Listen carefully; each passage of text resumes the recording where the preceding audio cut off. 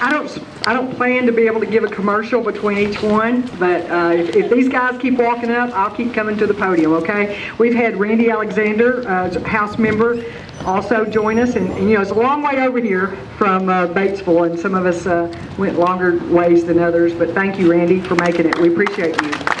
Now, I just want you to realize, as I hear these guys speak, I don't want you to miss the fact of what a big deal all of them are. You know, I should have had them explain their positions, what they do in the Senate and in the House, and I won't embarrass them now by backtracking, but the two guys you just heard, I mean, all of these guys are down there doing a fabulous job for you. They're just not like the ones who are over in the corner that we finally found somebody to come and speak for Blake.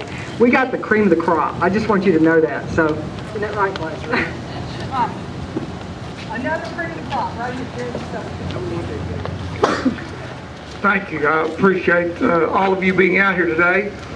I'm Gary Stubblefield, Senator from District 6. That's Yale County, Johnson County, Franklin, and Logan County. First time I met Blake Johnson, I liked him. And I liked him because I realized he had some common sense, which there's not a whole lot of down in Little Rock. I also liked him because he and I both had something in common. We're both farmers. I have milked cows for 55 years. And if you think that's not hard work, come down and I'll sell you a dairy farm. Look at these hands. I try to hide this one.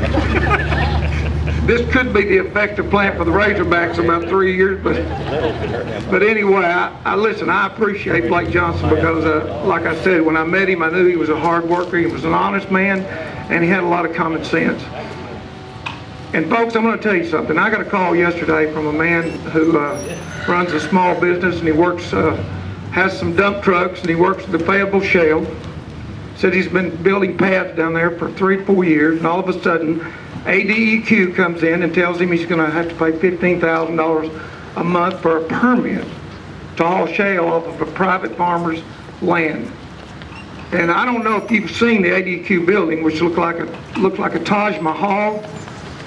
But one of the things we as your legislators, your representatives have tried to do these last, and we're going to continue, is to get rid of some of these idiotic, burdensome regulations that our government has placed upon our farmers, our small businesses, that make absolutely no sense at all. And this is coming from someone who's experienced this as a dairy farmer. I have watched the dairies in this state go from 2,500 to 69 by regulating our farmers completely out of business.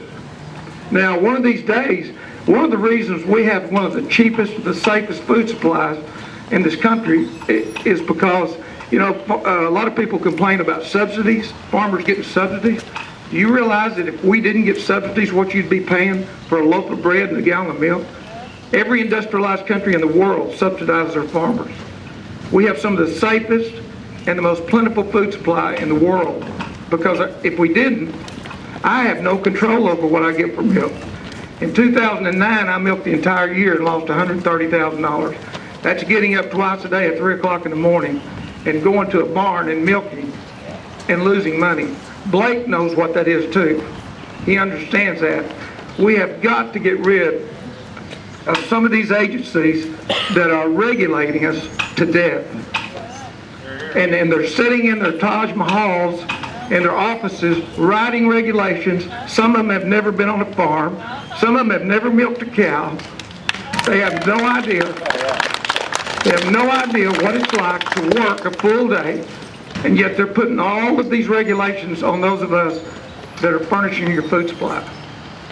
And we've got to put a stop to it. That's the reason we need guys like Blake who understand, who's worked in the fields, and who has common sense, and he knows what it takes to run a business without having all these things. The farmers I know love their animals. They take care of the land. We don't need the EPA and the ADEQ telling us how to take care of our land because that land is our livelihood. So this man we really need. He is a true conservative. And I know when he tells you something, he'll do it. So I appreciate you being here and allowing me to be here. Thank you very much.